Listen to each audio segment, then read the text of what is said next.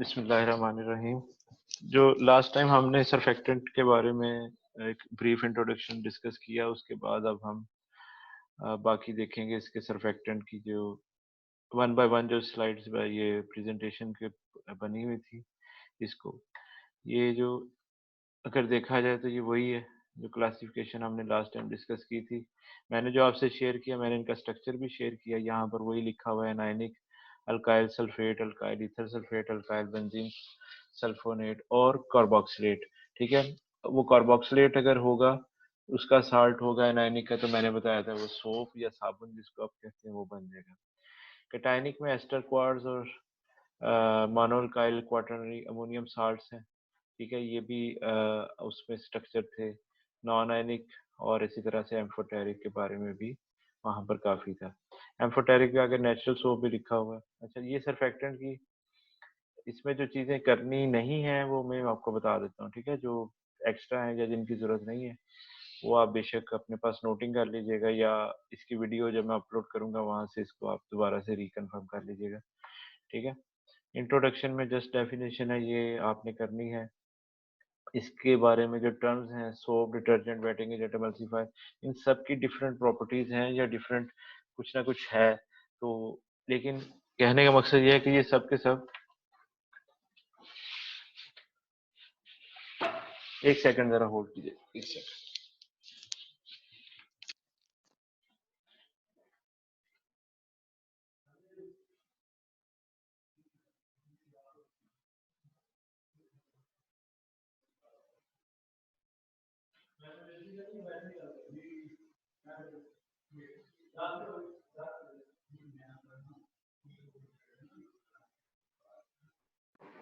Sir थोड़ा time लगा के वापस आइएगा।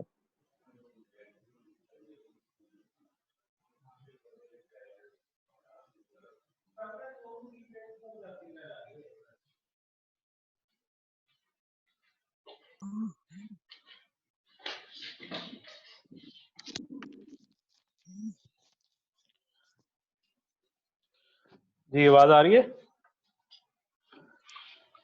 यस सर, आ रही है। अच्छा जी, अच्छा। तो ये हम कह रहे थे कि इसमें इसकी जो डिफरेंट टर्म्स हैं वो किस सेंस में यूज होती हैं। जैसे आपको बताया था, सोप का मतलब साबुन है, कार्बोक्सिलिक एसिड का साल्ट, उसका सोडियम या पोटाशियम का डिटर्जेंट। ठीक है, जो सफाई डर्ट पार्टिकल्स वगैरह निकालने का जो प्रोडक्ट यूज होती है उसके लिए हम टर्म यूज करते हैं, डिटर्जेंट ही करते हैं। वेटिंग एजेंट, जो आपके किसी भी चीज को ज्यादा वेट कर दे। और सरफेक्टेंट भी इसी की टर्म पे यूज होती है, क्योंकि ज्यादा वेट करने के लिए उसको उसकी सरफेस टेंशन को कम करना पड़ेगा। तो जो सरफेस टेंशन कम करता है वो सरफेक्टेंट कहलाता है। इमल्सिफायर जो ऑयल और वाटर को मिक्स करता है। फोमिक एजेंट जो फोम पैदा करता है। एंटी स्टैटिक एजेंट जो आपका चार्ज, जैसे कपड़े में वो एक क्रिक क्रिक की आवाज आती है, स्टैटिक चार्ज पैदा हो जाता है, उसको खत्म करता है। तो ये हम फैब्रिक में भी इसमें एंटी स्टैटिक एजेंट यूज करते हैं। तो ये सारी टर्म्स जो हैं ये इंटरलिंक है, मतलब बेसिक केमिस्ट्री काफी हद तक इनकी आपस में मिलती जुलती है, इसका ये मतलब है। इस तरह से डेफिनेशन भी होगी। प्रॉपर्टीज में एक मॉलिक्यूल स्लीपर, ये जो जी जी कल जब आप वो परसों बुक से पढ़ा रहे थे तो उधर एक वर्ड था हाइड्रोफिलिक, वो वर्ड का मीनिंग मेरे ज़हन से निकल गया। वो क्या चीज है हाइड्रोफिलिक? हाइड्रोफिलिक का मतलब होता है जो पानी के साथ प्यार करे। फिलिक मतलब लविंग। ठीक है, जिसमें पानी एब्जॉर्ब हो जाए या वेट हो जाए। ठीक है, हाइड्रोफिलिक और हाइड्रोफोबिक, ये हाइड्रो का लफ्ज होता है पानी के लिए, लेकिन जो जनरल टर्म होती है वो बेसिकली लाइपोफिलिक और लाइपोफोबिक होती है, कि लिक्विड के साथ। अब वो जी लिक्विड सर, कोई भी ठीक। अगर वो लिक्विड वाटर होगा तो वो हाइड्रो की टर्म यूज हो जाएगी। ठीक है, तो जो हाइड्रोफोबिक पार्ट है और हाइड्रोफिलिक पार्ट मैंने बोला था, वो उसकी चेन जो थी ना डिटर्जेंट की, उसका जो हेड एरिया होता है, चार्ज एरिया जो होता है वो हाइड्रोफिलिक होता है, और जो चेन होती है वो फैटी एसिड बेस अगर होगी या जैसे ये लिखा हो तो वो सारी की सारी वहां पर हाइड्रोफोबिक होंगी, यानी कि वो पानी से दूर भागने वाली। अच्छा, जी ठीक है। और वो जो आपकी मैंने पावर पॉइंट है ना, मैं उसको अपडेट कर रहा हूँ। अपडेट करके मैं उसको दोबारा से अपलोड करूंगा। वो उसमें 2-3 चीजें मैंने और ऐड की हैं। ठीक है, वो मैं आज इंशाल्लाह वो भी अपलोड कर दूंगा LMS पे। तो पुरानी मतलब उसको काटा नहीं है पुरानी को, उसमें कुछ चीजें ऐड अप की हैं, तो वो पुरानी भी अगर आपके पास है तो ठीक है, वो जाया नहीं गया, उसमें ऐड अप कर देंगे तो वो कुछ और चीजें मैंने ज्यादा डिटेल से आपको समझ आ जाए।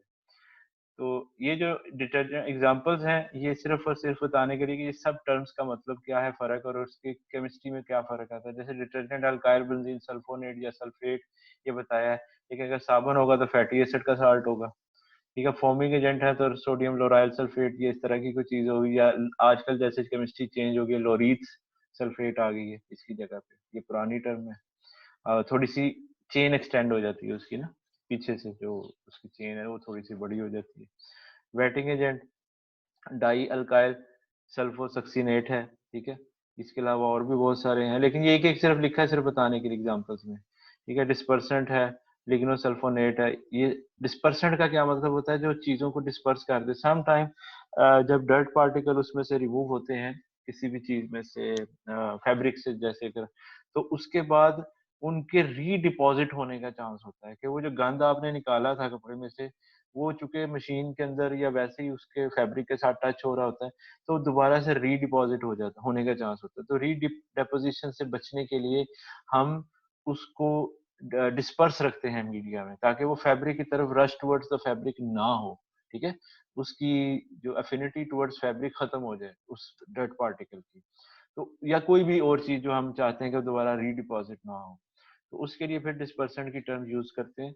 और वो डिस्पर्सिंग एजेंट जो होता है वो एंटी बैक स्टेनिंग के तौर पे भी फैब्रिक में काम करता है। जैसे अगर मैं आपको टेक्सटाइल में डेनिम की एग्जांपल दूं, तो डेनिम इंडस्ट्री में जब आपका फैब्रिक को गारमेंट वॉशिंग करते हैं, जीन्स की पैंट जो आप पहनते हैं, तो उसका वार्प का धागा जो है, ताना बाना जिसको आप कहते हैं, एक धागा डाई होता है, दूसरा नॉन डाइड फैब्रिक होता है, ग्रे फैब्रिक होता है, मतलब उसको कोई रंग नहीं लगा होता। तो हम जब उसको गारमेंट वॉशिंग करते हैं तो जो रंग वाला पानी है वो दोबारा से जो सफेद, अगर आप जीन्स की पैंट को उल्टा करके देखें तो एक धागा सफेद होता है। अब उस अगर तो वो बहुत ज्यादा सफेद है तो वो अच्छी बात है कि रीडिपॉजिट नहीं हुआ कलर उस पे, जो एक एक ताने से अपना वार्प से रंग उतरा है वो वेफ्ट के ऊपर नहीं चढ़ा पानी में, ठीक है। तो अक्सर आपने घरों में भी कपड़े वॉश किए होंगे तो देखा होगा, श्रिंक करने के लिए डालते हैं तो पानी रंग छोड़ देता है। स्पेशली लेडीज के कपड़े जो टर्कॉइश कलर के, रॉयल ब्लू शेड के, इस तरह के जो कच्चे रंग, ये कलर जो होते हैं इतने ज्यादा फास्टनेस प्रॉपर्टी नहीं होती इनकी, तो अक्सर आपके कपड़े खराब हो जाते हैं मशीनों में। जेंट्स की शर्ट आप धो दें लेडीज के कपड़ों के साथ, कलर देते पीला नीला रंग अपना टर्कॉइश कलर चढ़िया होता है, बंदा पान जोगा भी नहीं तो सुटन जोगा भी नहीं। एक तो वो नहीं होती है, बंदे को वैसे दुख हो रहा होता है। तो वो जो होता है ना मसला, वो डिस्पर्सेंट की कमी होती है उसमें, तो जिसकी वजह से वो रीडिपॉजिट हो जाता है, ठीक है। तो ये उस वजह से है। यहाँ भी वही सरफेस टेंशन की लास्ट टाइम जो बात की थी उसी को दोबारा से एक्सप्लेन किया गया। The molecules at surface don't have other molecules on all sides of them and therefore are pulled inward। inward pull होता है, ये वहां पर और लफ्जों में डेफिनेशन थी, यहाँ पर भी ये इजी से लिखी हुई है। तो आप लोगों ने चूंकि रटा, तो मैंने आपको बताया लगाना नहीं है, कोई टर्म एक जगह पे है वहां कहीं और किसी और लफ्जों में लिखी हुई है, बात समझाना मकसद है।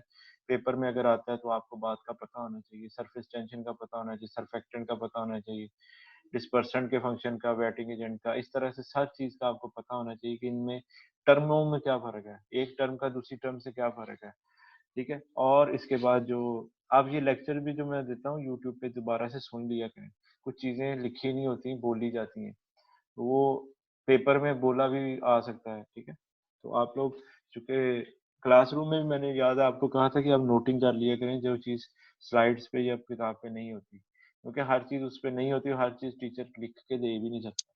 तो टीचर का अगर नॉलेज ज्यादा है तो वो बोलता है, तो बोलते हुए आपने नोट करना है कि ये चीज हमें किताब में नहीं मिलेगी, तो हमें चाहिए कि हम उसको नोटिंग में लेंगे, तो नोटिंग आप कर लिया करें। अच्छा, ये वर्किंग है सरफेक्टेंट की। Again a surfactant absorb, they they break these interactions। क्या मतलब, ये जो सरफेस टेंशन का जो उसका मॉलिक्यूल्स का आपस में इंटरेक्शन है उसको सरफेक्टेंट जो है वो ब्रेक डाउन करता है, और सरफेक्टेंट की टर्म भी इसीलिए यूज होती है, ठीक है। Water molecules are much lower than between these two molecule. यहाँ पे इसने कोई एक आधा लफ्ज मिसिंग किया है, वो जरा आप खुद ही समझ जाएंगे क्या मतलब है। सरफेक्टेंट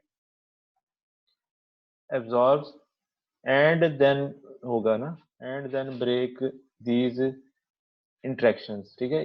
दीज इंटरेक्शन मीन ऊपर जो बात की है सरफेक्टेंट की उसकी इंटरेक्शन, ठीक है। तो वो समझ अगर ना आए तो आप जरा खुद ही इस चीज को अंडरस्टैंड कर लेंगे ये क्या मतलब है इस बात का, तो लफ्ज सीधे पदरे कर सकते हैं।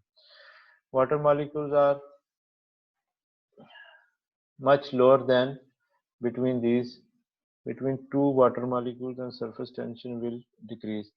थोड़ा सा लफ्ज आगे पीछे हो गए यहाँ से, लेकिन मतलब वही है कि पानी वाटर मॉलिक्यूल जो है वो सरफेस टेंशन से, उनकी सरफेस टेंशन जो है वो कम हो जाती है और वो एब्जॉर्बेंसी उनकी बढ़ जाती है।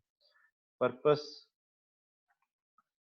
the main purpose of surfactant is to decrease the surface and interfacial tension and stabilize the interface, ठीक है। ये बात ठीक लिखी हुई है। नेचुरल सर्फेक्टेंट, बायो सर्फेक्टेंट और एम्फिलिक, यानी कि नेचुरल जो सर्फेक्टेंट है जो कुदरती तौर पे पाए जाते हैं वो इन दो चीज़ों में होते हैं। बायो का जब लफ्ज आएगा ना तो वहाँ पर आ जाएगा नेचुरल रिसोर्स या काफ़ी हद तक एंजाइमेटिक पॉइंट ऑफ व्यू से इस चीज़ को सर्फेक्टेंट में हम इस चीज़ को समझते हैं, ठीक है। जैसे फॉर एग्जांपल अगर मैं बात करूँ लाइपेज एंजाइम की, ठीक है, तो लाइपेज एंजाइम भी फैट्स को खाता है, ठीक है। फैट्स और ऑयल को खा जाता है। तो अगर हम हमारे सरफेक्टेंट एज अ मतलब उसको यूज करें हम अब सफाई के लिए, तो वहां पर भी ऑयल और डेड पार्ट ऑयली पार्टिकल्स को रिमूव करना हम एंजाइमेटिक तरीके से भी कर सकते हैं, ठीक है।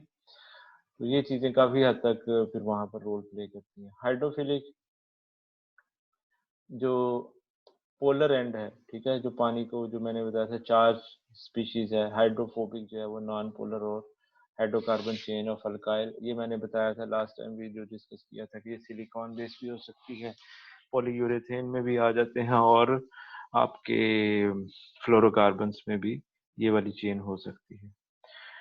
Heteroatom oxygen sulphur phosphorus including functional group, ठीक है। ये जो पोलर हेड है इसमें ये वाले एटम्स होंगे ज्यादातर और पूरा फंक्शनल ग्रुप होगा। ये नहीं कि केवल ऑक्सीजन सल्फर नहीं लगा होगा, जैसे सल्फोनेट है तो सल्फेट है, फास्फेट है, तो इस तरह से वो पूरा ग्रुप होगा। कार्बोक्सिलिक एसिड C+O इस तरह से होगा। तो केला ओ नहीं होगा, पूरा एक फंक्शनल ग्रुप साथ लेके चलता है वो। मैंने कहा ये भी आपको एक दफा गो थ्रू करवा दूं, आपने वैसे किया हुआ है लेकिन वो चूंकि तेजी में बंदा पढ़ता है और लास्ट टाइम पे पता नहीं चलता, तो मैंने कहा राम राम से आपको एक दफा दोबारा से बता दूं, ठीक है। हाइड्रोफिलिक और लाइपोफिलिक, यहाँ पर यहाँ पे भी इसको लाइपोफिलिक की टर्म यूज करनी चाहिए। तो वो दोनों जगह पे लाइपोफिलिक और हाइड्रोफिलिक मतलब दोनों का मतलब एक ही है, ठीक है।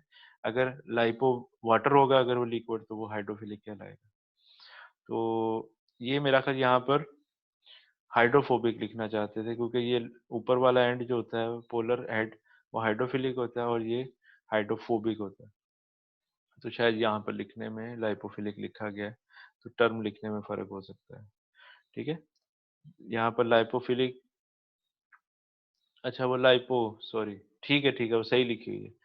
वो लाइपोमीन वो हाइड्रोफोबिक ही होगी ना, ठीक है ठीक, ये बिल्कुल ठीक है, फैट लविंग, ठीक है।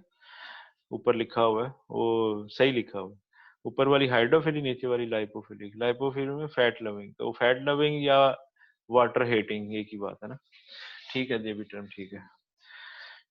Contains lipophilic and attached with grease, oil, dirt and hydrophilic, water loving and make molecule dissolve in water। ये उसका स्ट्रक्चर है। माइसल फॉर्मेशन हम डिटेल से पढ़ चुके हैं, ठीक है। ये माइसल कैसे बनता है और एयर और वाटर का ये लास्ट टाइम भी पिक्चर जो दिखाई थी उसमें भी ये चीज थी। यहाँ हाथ से बनी हुई है, वहां पे आपको मैंने कंप्यूटर जनरेटेड आपको दिखा दी थी। हाइड्रोफोबिक ग्रुप कौन से होते हैं, ये दोबारा से वही है, वही चीजें डिस्कस की हैं। यहाँ पे आप देख लीजिएगा इसको। यूजेज जो है ये आप पढ़ लें, आपको इजी है। ह्यूमन बॉडी में बेनिफिट्स, ये सिंपल रीडिंग है और कुछ नहीं है। बाकी जो टेक्निकल चीज़ें मैं सिर्फ आपको वो दिखाना चाह रहा हूँ अगर कहीं पे कोई आती है। सेफ्टी इंफॉर्मेशन ये भी आप देख लीजिएगा। ये वही चीज़ दोबारा से आ गई, ठीक है। ये वाटर का अपना डर्ट पार्टिकल है, उसके ऊपर कैसे ये हाइड्रोफिलिक एंड और हाइड्रोफोबिक टेल उस तरह से दिखाई है। उसके बाद कैसे उस डर्ट पार्टिकल को लेके सरफेस से रिमूव कर रही है, ये उसका सारा फिनोमेना यहाँ पे विद पिक्चर दिखाया गया। Surfactant molecule remain surrounded the oil once it has been removed. अगर ये ऑयल पार्टिकल को ऑयल लविंग पार्टिकल ने अपने साथ अटैच कर लिया और इसको लेके जा रहा है पानी के साथ, ये दूसरा एंड उसको पकड़ा हुआ, ये फिनोमेना है असल सरफेक्टेंट का। तो उसको दोबारा से वो निकलने नहीं देगा, ठीक है, ये वाला पोर्शन उसको छोड़ेगा नहीं। मैं इसको रीडिंग करवा भी देता हूँ आपको, उससे खैर उसमें भी थी। A surfactant molecule contains two portion, ये हो गया। Surfactant molecules are absorbed into the surface of the oil and so removed it from the fabric structure, ठीक है। उसके ऑयल पार्टिकल के ऊपर वो एब्जॉर्ब हो जाता है सरफेक्टेंट का मॉलिक्यूल, ठीक है। जैसे ये अगर आप देखें तो इस तरह से उसके बाद उसको ऊपर उठाता है, फिर चारों तरफ से उसको घेरा डाल के उसका माइसल बना के उसको ले जाता है। क्लासिफिकेशन एनायनिक कैटायनिक, ये ऊपर भी लिखा हुआ था, यहाँ दोबारा से वही टर्म लिखी हुई है, एम्फिटेरिक और पॉलीमेरिक, ये दोबारा से वो चीज़ है।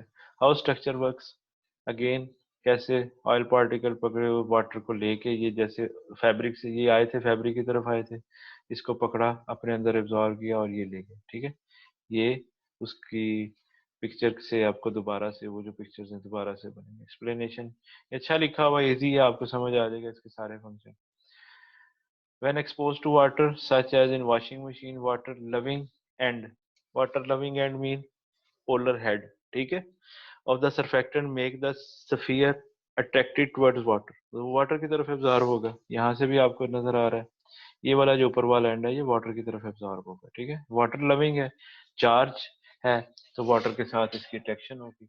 यहाँ पर भी देखें लाइन लगा के वाटर लिखा हुआ कि ये पोर्शन वाटर की तरफ अट्रैक्ट हो रहा है। डर्ट एंट्री स्टिल सराउंड, ये डर्ट पार्टिकल उसके अंदर सराउंड हो जाएंगे।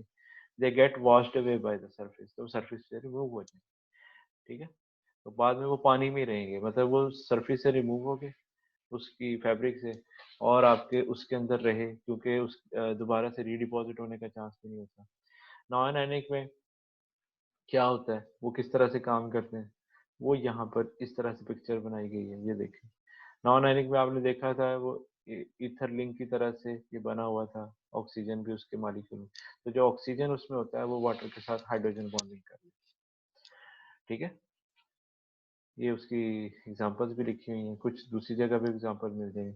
नॉन आयनिक कैसे करता है, ये बता रहे हैं कि तीनों अलग अलग कैसे फंक्शन कर, ठीक है। नॉन आयनिक दोबारा से उसको अगर आप देखें तो स्पैन्स ट्विंस किस तरीके से, बेसिकली हाइड्रोजन बॉन्डिंग है ना, इसके फार्मूले बनाए हुए हैं। फार्मूले सबके आपको आने चाहिए इस टॉपिक में, जितने भी फार्मूले हैं, जितने भी रिएक्शंस हैं, कोई भी ऐसा ना हो जो आपको ना आता हो। कोई भी पेपर में आ सकता है, याद रखिएगा, सारे भी आ सकते हैं, मैं जनरली भी कह सकता हूँ कि सारे के सारे लिखे, इसलिए कोई एक आधा मिस ना कीजिएगा कि चल आ गया तो ठीक है, ना आया तो ना, फिर ना कहना दसिया नहीं। These surfactants explanation don't bear an electric charge and often used together with anionic surfactant। क्योंकि इनमें इलेक्ट्रिक चार्ज नहीं होता, इसलिए चार्ज स्पीशीज ना होने की वजह से नॉन एनिक और एनाइनिक का आपस में कम्बिनेशन भी यूज किया जाता है। Advantage is that they don't interact with calcium magnesium ions in hard water. Interaction calcium यानी कि अगर हार्ड पानी बहुत ज़्यादा हार्ड है तो उसमें हम नॉन एनिक सर्फेक्टेंट यूज़ करेंगे तो उसका कंपैरेटिवली ज़्यादा बेनिफिट है, क्योंकि वो कैल्शियम और मैग्नीशियम आयंस के साथ भी इंटरेक्ट नहीं करता। अदरवाइज जो दूसरा है वो इंटरेक्ट करने के चांस ज़्यादा है कंपैरेटिवली इससे। They account for 50% of surfactant production, ठीक है। The major group for non ionic are ethoxylate. Ethoxylate जो है अब ये भी बैन हो चुके हैं, ठीक है। Made by condensing long chain of alcohol with epoxy ethane to form ethers, ठीक है। ये केमिकल इक्वेशंस है, वो कैसे बनते हैं ये वो लिखा हुआ है। अच्छा, जो नोनाइल फिनोल का मैं बता रहा था, इथॉक्सीलेट्स वगैरह, वो बैन होने की वजह मैंने आपको बताई थी, फिश टॉक्सिक होते हैं, मछलियों की अफजाइश नस्ल में प्रॉब्लम करते हैं जब ये समंदर में जाते हैं, या यहाँ पर ज़ाहिर जितना भी हम ड्रेन करते हैं इंडस्ट्री का वेस्ट होता है वो आहिस्ता आहिस्ता, या घरों का, आपको पता है नाले बन जाते हैं, गंदे नाले जिसको हम कहते हैं। हर इंडस्ट्री के आसपास भी जो है ना गंदे नाले होते हैं जहाँ पे इंडस्ट्री लगी होती है, और सारा वेस्ट उस गंदे नाले में जाता है। और अक्सर गंदे नाले जो होते हैं वो शहर के पूरे शहर में मूव करते हैं। तो वो पूरे शहर में मूव करते हैं, तो अल्टीमेटली जो हमारा जो रेगुलर सिस्टम है दुनिया का चल रहा है कि वो सारा गंदा पानी फिर दरियाओं में दरियाओं से फिर समंदर में जाता है। तो अगर आप देखें तो भी समंदर में आपने भी देखा होगा ओशंस में कितना प्लास्टिक गार्बेज। तो जो कहते हैं हम समुद्री हयात को बचाएं, मछली व्हील मछली की तस्वीरें आपने देखी होंगी, उसमें प्लास्टिक उसके अंदर गया हुआ है, बेचारी मर रही है। तो इस चीज़ों से बचने के लिए फिर हम लोग टोटल इन्वायरमेंट का ख्याल रखते हैं, जिसमें वाटर पोल्यूशन भी आती है। वाटर पोल्यूशन हमें तो चलो हम पानी में नहीं डुबकियां लगाएंगे या पिएंगे, लेकिन वो आपकी एक्वेटिक लाइफ को डिस्टर्ब तो करती है। तो इसलिए हमें कोशिश ये करनी होती है कि हम पोल्यूशन हर तरह की, जैसे कि वो नॉइज पोल्यूशन है, एयर पोल्यूशन है, वाटर पोल्यूशन है या सॉलिड पोल्यूशन है, सब के लिए हम अच्छे तरीके से काम करें। और स्पेशली आप केमिस्ट्री के स्टूडेंट इन चीज़ों को कभी भी इग्नोर ना कीजिएगा। आपने नेक्स्ट इंडस्ट्री में जाना तो इंडस्ट्री में जाके एनवायरनमेंट का आपने ख्याल रखना है। कोई भी केमिकल ऐसा यूज़ नहीं करना जो आपके एनवायरनमेंट के लिए और आपकी स्किन के लिए नुकसानदेह हो।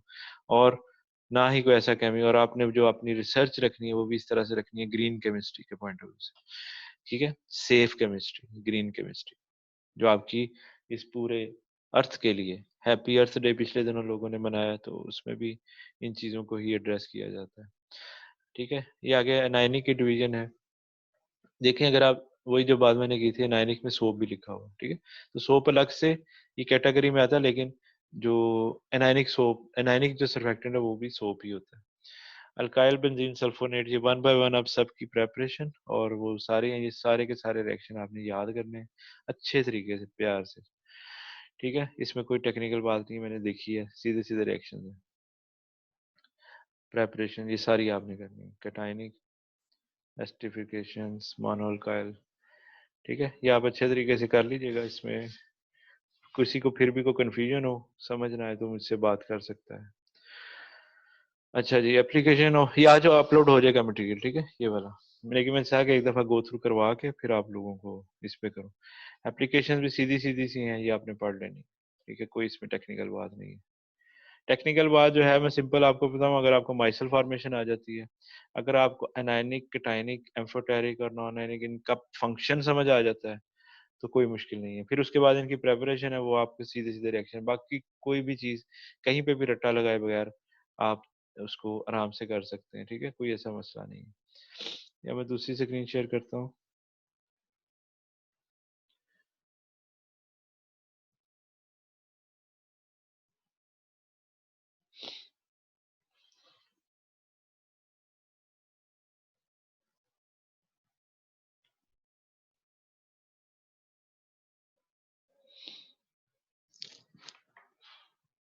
ये सोप से रिलेटेड है, जस्ट इसमें सोप का जिक्र होगा, ठीक है? अब सोप का अगर मतलब क्या है, इसकी हिस्ट्री लिखी है, ये भी आपको याद करने की जरूरत नहीं है, ठीक है? पढ़ ये लीजिएगा। उसी का सर्फेक्टेंट का। नहीं, सरफेक्टेंट अब देखें ना, टर्म डिफरेंट है, सरफेक्टेंट डिफरेंट टर्म है, सोप डिफरेंट टर्म है, डिटर्जेंट डिफरेंट टर्म है। अब टर्म के हिसाब से एक्सप्लेनेशन है ना। पहले जो आपको जर्नल बेसिकली तो सरफेक्टेंट ही, अब उस सरफेक्टेंट में आपने देखा कि नाइनिक सरफेक्टेंट जो है वो सोप है।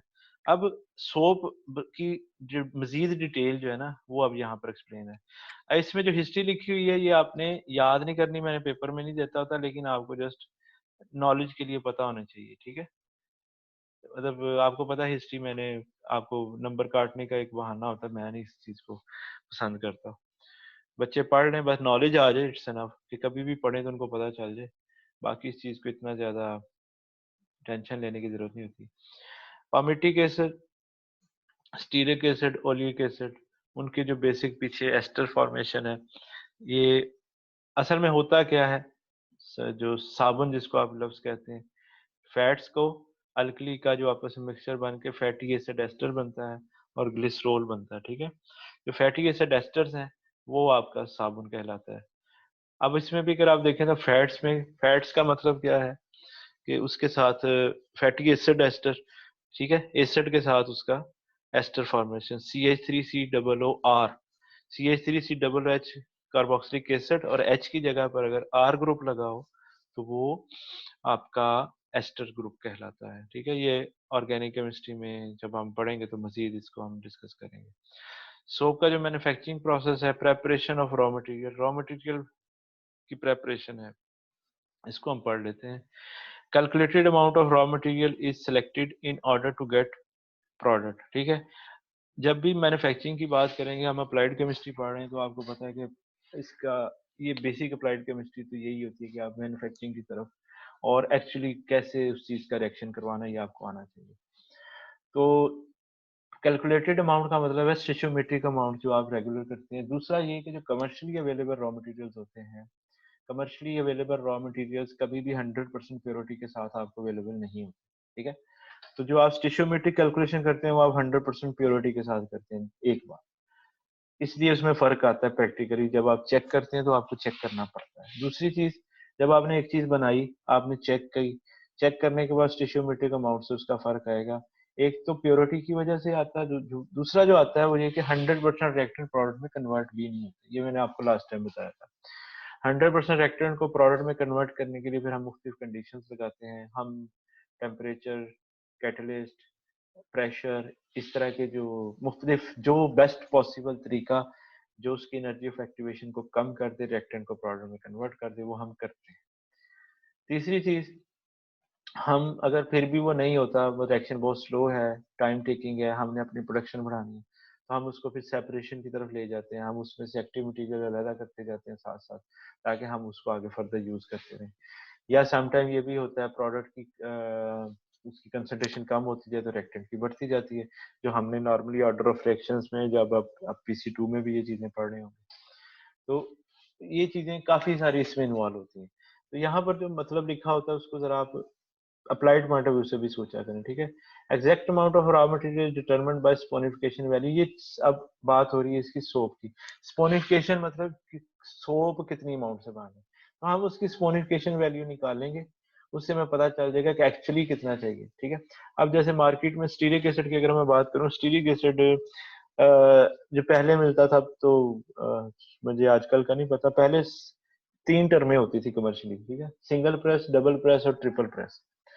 ठीक है, अब ट्रिपल प्रेस जो था वो ज्यादा प्योर था, ज्यादा वो जनाब उसमें कंटेंट कम थे इम्प्योरिटीज के, तो इंडस्ट्री वाले ज्यादातर ट्रिपल प्रेस को प्रेफर करते थे। लेकिन सिंगल प्रेस भी कई जगह पे यूज होता है, डबल भी यूज है, प्राइस का भी फर्क था। तो इसलिए ये वाली जो कमर्शियल काम है ना, ये हमारी जो रेगुलर केमिस्ट्री और इन दोनों के कम्बिनेशन के साथ अगर हम चीजों को समझेंगे ना, तो फिर बेस्ट रिजल्ट मिलते हैं कोई भी चीज बनाने के लिए।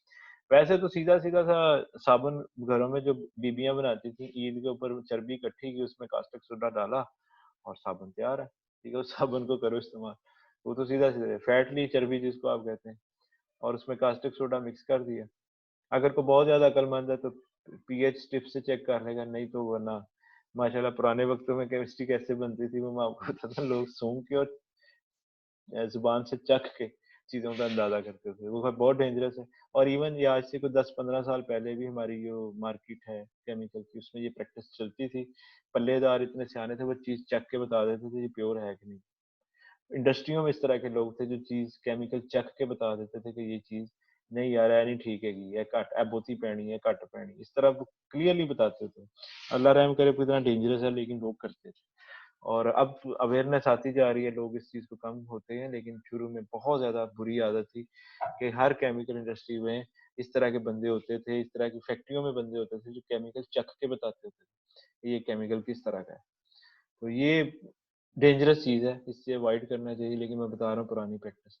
अच्छा जी, saponification value is the number of milligrams of alkali required to complete saponify the 1 gram of fat. 1 gram fat को कितनी अल्कली चाहिए न्यूट्रलाइज करने के लिए। ठीक है, न्यूट्रलाइज करेगा तो स्पोनिफिकेशन में, सोप फॉर्मेशन में 1 ग्राम फैट को कितनी अल्कली चाहिए, कितने मिलीग्राम अल्कली के चाहिए, वो उसकी स्पोनिफिकेशन वैल्यू है। Imported tallow contain mixed glyceride, low melting point, put into storage tank in which steam is circulating in the pipeline। अब ये imported tallow का मतलब, टैलो ये सुअर की चर्बी में भी आ जाती है, लेकिन आपको एक केमिस्ट्री के पॉइंट ऑफ व्यू से मैं थोड़ी सी बात करना चाहता हूँ। पता नहीं मौलवी हजरात मेरी इस बात से मुत्तफिक होते हैं कि नहीं होते, लेकिन मैं बात अपनी जरूर करता हूँ। हर ऐसी केमिकल चीज जो अपनी शेप शक्ल चेंज कर ले वो हराम नहीं रहती, जो मुझे नॉलेज है। ठीक है, हराम चीज हराम है, लेकिन अगर वो अपनी शक्ल चेंज कर लेती है, यानी कि शक्ल चेंज का मतलब क्या है, अपनी केमिस्ट्री चेंज कर लेती है, तो फिर हराम नहीं है। लेकिन इस बारे में भी बहुत सारे लोगों का मेरी इस बात से एग्री नहीं होते। जैसे अगर सूअर की चर्बी से हमने साबुन बना लिया, हमने डिटर्जेंट बना लिया, हमने कोई सॉफ्टनर बना लिया, तो देखा जाए तो फैट्स की केमिस्ट्री चेंज हो गई, तो फिर तो वो हराम नहीं रहती। ठीक है, इस तरह से हम अल्कोहल को यूज करते हैं मुख्तलिफ रिएक्शंस में। अब अल्कोहल है सच, वो केमिकल में तो नहीं है, तो लेकिन अल्कोहल हमारी बहुत केमिस्ट्री के पॉइंट से देखा जाए तो बहुत से केमिकल्स में वो यूज होती है। तो मेरी इस चीज से कई मुत्तफिक नहीं भी होते। खैर एक हद तक ठीक भी है, केयर करनी चाहिए। जैसे मैं एग्जांपल देता हूँ, आपने सुअर की चर्बी यूज की, उसको आगे फर्दर प्रोसेस किया, लेकिन कुछ एक मालिक्यूल भी उसके अंदर रह गया, तो फिर भी हराम है। अब एक मालिक्यूल अगर चेक ना हो सका, वो हमारे, हमने समझा हमारी प्योर है, हमारी सारी कन्वर्ट हो गई, फिर भी हराम है। या तो कोई इतना ज्यादा सियाना हो कि एक मालिक्यूल का भी उसमें ना रहने दे, 100% फैट को कन्वर्ट कर दे, ऐसा तो कोई होगा नहीं। इसलिए ये चीज थोड़ी सी डाउट में चली जाती है। ठीक है, मैंने आपको तस्वीर के दोनों रुख बता दिए कि अगर 100% कन्वर्ट हो जाए तो मेरे हिसाब से वो हराम है, लेकिन ऐसा होता नहीं है प्रैक्टिकली। जैसे मैंने आपको भी बताया, रिएक्टेंट 100% प्रोडक्ट में कन्वर्ट ही नहीं होते। आप स्पोनिफिकेशन वैल्यू से भी कैलकुलेशन करके उसको बना लें, फिर भी मसला होता है। तो इसलिए कोशिश तो ये करनी चाहिए कि इस तरह की सुअर की चर्बी की तरफ जाना ही नहीं चाहिए। लेकिन सुअर में होती बहुत ज्यादा चर्बी है, तो हमारे जो इम्पोर्टेड साबुन है, हमारे इम्पोर्टेड शैम्पूस हैं, हमारे इम्पोर्टेड सर्फ, डिटर्जेंट, वट, सब में सुअर की चर्बी यूज होती है। कोई बोले या ना बोले, हलाल किसी पे खाने वाली चीजों पे तो लिख देते हैं, इस्तेमाल वाली चीजों पे कौन हलाल लिखता है? तो आप जितने इम्पोर्टेड शैम्पू यूज करते हैं, या उन सब के अंदर सुअर की चर्बी इस्तेमाल होती है। आप जो मर्जी कर लें, ठीक है। तो इस चीज से आप बच नहीं सकते। इसके अलावा जो आपके मेकअप के, लेडीज के जो ब्रश हैं, ठीक है, ब्लश ऑन लगाया है या मस्कारा लगा रहे हैं ना, उसके अंदर भी सुअर के बालों से ही वो ब्रश बांध रहे होते हैं। तो आप इसके बारे में जितनी मर्जी चेकिंग कर लें, यूज आप लोग कर ही रहे होते हैं सुअर। मैं जब इटली में था 1 महीने के लिए, तो वहां पे मुझे एक बंदा कहता है कि यार अ, अगर आप इटली में 1 महीना रहे और आप हलाल खाने ही खाते हैं, इसके बावजूद कहता था पाइया 1.5 पाइया सूअर अंदर चला ही जाता है। ये उसने मुझे इसके अल्फाज से, एक मुसलमान। मैं कहा यार ये क्या बात हुई? कहता है कितनी चीजों में आप ध्यान करोगे, बहुत सी चीजें फिर भी आपको आपके अंदर घुसा देते हैं और आपको पता भी नहीं चलता। तो बाहर रह के हलाल खाना और हलाल इस्तेमाल करना बड़ा मुश्किल है। पाकिस्तान में इवन मुश्किल होता जा रहा है, क्योंकि यहाँ पर चीजें काफी सारी बाहर से आती हैं और उनके ऊपर कोई चेकिंग नहीं होती। पिछले दिनों आपने एक स्कैंडल पढ़ा होगा फतेह स्टोर का, ठीक है, शायद आप लोगों की वीडियो नजर से गुजरी हो। तो उसमें भी क्या था, फतेह स्टोर के ऊपर एक खाने की एडिबल आइटम सेल हो रही थी, जिसके ऊपर सुअर बकायदा पोर्क का लिखा हुआ था, लेकिन इसके बावजूद उस स्टोर में बिक रही थी। अब तो ज़ाहिर है बाहर से ही मंगवाया उन्होंने, बाहर से लॉट आती है इनकी, ये खुद इम्पोर्ट करते हैं सारे बड़े स्टोर वाले, तो नहीं उसको कवर कर सके, तो मसला बना उनको। तो इसलिए कोशिश तो करें कि खुद घर में जो तैयार कर सकते हैं चीज़ें कर लें। बहरहाल जी, हमें हालात ऐसे आजकल के हैं कि हमें ये चीज़ें पता नहीं क्या खिला रहे हैं और क्या पहना रहे हैं, हमें नहीं पता। अब मैं आपको इंडस्ट्री की अगर बात करूँ, तो हमारे बहुत सारे जो सॉफ्टनर्स हैं, जो कपड़े को नरम करने के लिए इस्तेमाल होते हैं, फैटी एसिड बेस्ड है, वो भी सुअर की चर्बी से बनते हैं अगर बाहर से मंगवाएं। हम पाकिस्तान में बनाते हैं तो हम तो बल्कि बेचने के, वो लोग इम्पोर्टेड को प्रेफर करते हैं। हमारे कपड़ों के ऊपर जो सॉफ्टनर लगता है, सॉफ्टनर बेसिकली आप याद रखिएगा 3-4 किस्म का होता है जो हमारे कपड़े को नरम करता है, जो हम लॉन के कपड़े हो या कोई भी। एक तो फैटी एसिड बेस्ड होता है, या जैसे मैंने ऊपर एस्टर क्वाड लिखा हुआ था, ठीक है, क्वाटरनी अमोनियम साल्ट जो थे, जैसे कि कटाइनिक सर्फेक्टेंट में भी उसकी टर्म है, तो ये एज अ सॉफ्टनर भी कपड़े पे काम करते हैं, बहुत अच्छा इनका रिजल्ट है। दूसरी चीज जो होती है, ये फैटी एसिड बेस होते हैं, ठीक है, इनका रॉ मटेरियल फैटी एसिड ही होता है। और उसके अलावा सिलिकॉन बेस होते हैं, उसके अलावा वैक्स बेस भी होते हैं, और चौथी जो चीज़ है जो पॉलीयूरेथेन होती है, और पांचवी जो है वो पॉलीथीन होती है। ठीक है, ये 5 मेजर कैटेगरी तो हैं जो कपड़े को नरम करने के लिए यूज करते हैं। सबसे ज्यादा बेस्ट रिजल्ट सिलिकॉन्स के और पॉलीयूरेथेन के होते हैं, जो कपड़े को बहुत ज्यादा सॉफ्ट कर देते हैं। और सबसे जो हल्का पानी वॉश करने से निकल जाता है, वो ये फैटी एसिड होता है। एस्टर क्वाड या जो भी क्वार्टर अमोनियम साल्ट्स बेस्ड जो प्रोडक्ट हैं, ये सबसे वीक होती हैं, पानी से आराम से निकल जाती हैं। इनकी वॉशिंग फास्टनेस कम होती है, यानी कि वॉशिंग से इतना ज़्यादा स्टे नहीं करते। सबसे ज़्यादा वॉशिंग फास्टनेस जो होती है वो सिलिकॉन और पॉलीयूरेथेन की होती है, तो इनको यूज़ करते हैं। ठीक है, मैंने कहा ये भी इन्फॉर्मेशन आपको साथ साथ देता हूँ। अब ये उसका प्रोसेस बताया रॉ मटेरियल तैयार करने का कि imported tallow contain mixed glyceride, उसको हम स्टोरेज टैंक में, और साथ फिर उसमें स्टीम की सर्कुलेशन, उसमें steam circulating in the pipe, ठीक है, उसमें इसको स्टोरेज टैंक में रख देते हैं। तो उसके बाद क्या है जी, लिक्विड टैलो, जो जब ज़्यादा स्टीम के साथ उसका लो मेल्टिंग पॉइंट है तो वो पिघल जाएगी। Liquid tallow fed to setting tank, let to है, ये फेड टू के क्या लिखा है, तो उसको जो उसके बाद उसको रख छोड़ते हैं, मतलब सादा लफ्जों में। And settle down and filter process होता है, अनवांटेड मटेरियल जो उस फैट्स के अलावा जो मटेरियल है उसमें से रिमूव हो जाता है। ठीक है, solid alkali are diluted by adding water according to requirement. ठीक है, सॉलिड अल्कली जितनी चाहिए उसको पानी में उतना डिल्यूट करके रख छोड़ते हैं जितना चाहिए हमें स्पोनिफिकेशन के लिए। After that pure tallow and alkali fed to soap kettle के अंदर दोनों को डाल दिया जाता है, यानी कि पहले चर्बी पिघलाई गई, उसके बाद फैट्स जो अल्कली है उसका सोल्यूशन बनाया गया पानी के अंदर, फिर दोनों को आपस में मिक्स कर दिया। ठीक है, सिंपल सा रिएक्शन है और कुछ नहीं। और इसके मैं देख लूँ नीचे तो नहीं है कुछ, नहीं, ओके। अच्छा, saponification, soap banana. In soap cattle triglyceride and sodium hydroxide converted into soap and glycerol. ठीक है, ट्राइग्लिसराइड जो चर्बी है, और कास्टिक सोडा, ये पोटाशियम हाइड्रोक्साइड भी यूज हो जाता है, जो अच्छे साबुन है उसमें KOH भी यूज कर लेते हैं।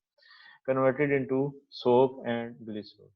अब जो आ गया ग्लिसरॉल को उसमें से निकालना चाहिए, लेकिन मतलब यहाँ लिखा हुआ मैं देखता हूँ, रिएक्शन इज एक्सोथर्मिक, इसमें से हीट निकलती है। ठीक है, एक्सोथर्मिक अल्कली जो है कास्टिक सोडा, जैसे मैंने आपको लास्ट टाइम लैब में भी बताया था कि अगर आप कास्टिक सोडा को एनवायरनमेंट पे भी रखेंगे तो ये हाइग्रोस्कोपिक है, मॉइस्चर गेन करना शुरू कर देता है और साथ ही ये गर्म भी होना शुरू हो जाता है, इसमें से हीट निकलनी शुरू हो जाती है। Heat is gradual addition of NaOH, इसलिए इसको जो कास्टिक सोडा या अल्कली डालते हैं वो हम ग्रेजुअली उसमें डालते हैं, स्लो स्लो करके। ठीक है, ताकि हीट भी साथ साथ उसमें से डाइजेस्ट होती रहे।